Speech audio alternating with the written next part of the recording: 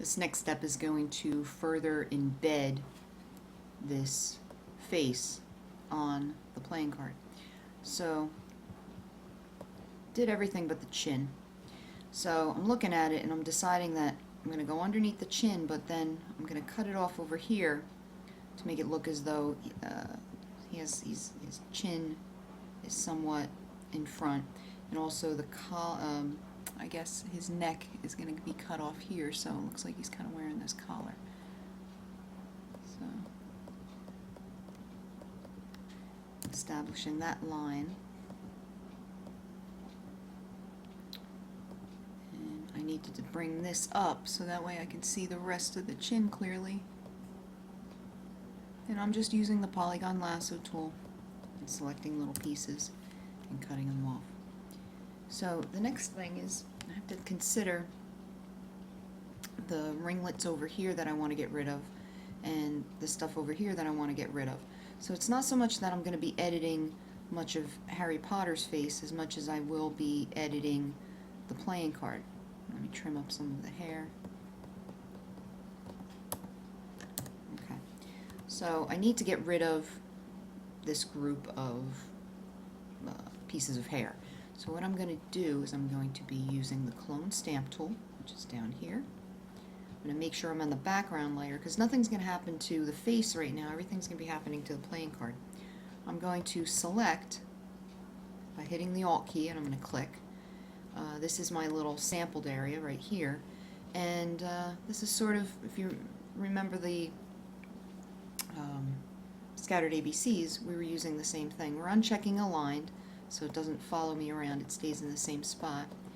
And I'm just going on top of this space right here, and you can see it's eliminating it, but it's also not interfering with the face at all because that's a separate layer. We're only dealing with the one layer.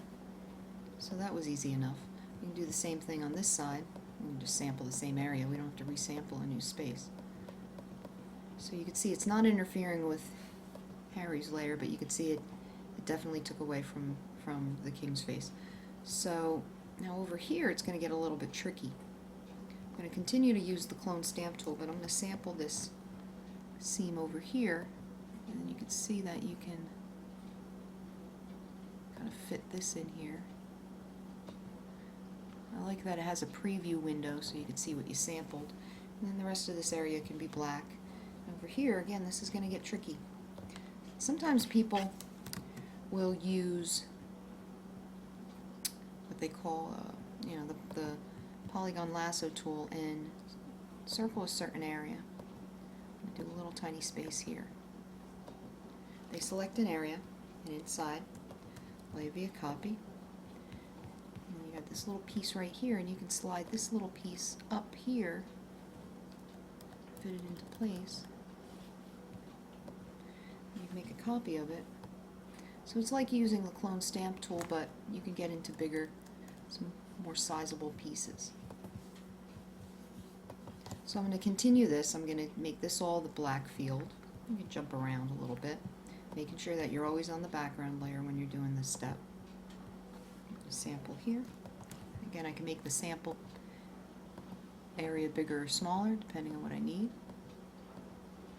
It's coming out pretty good. So I'm going to have to go a little smaller. Sample. So I'm going to continue this along until I get rid of all the elements that I want. It's going to be similar, using the similar sort of system to do the same thing, which is the next step where I'm going to actually be replacing this sword with Harry Potter's wand. Okay, I'm going to select the background here. I'm going to select a big piece here.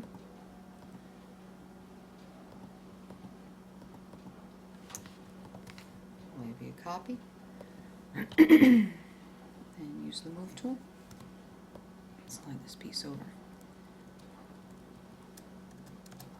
I can even go ahead and rotate it if need be. That's where I want. So that's looking pretty good. Now, if you want to, you can glue all these layers down. You could flatten the image. I don't want to flatten Harry Potter's head yet. I want this to be by itself.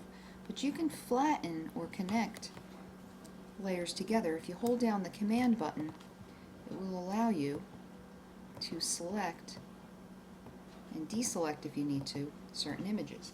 And I made some using the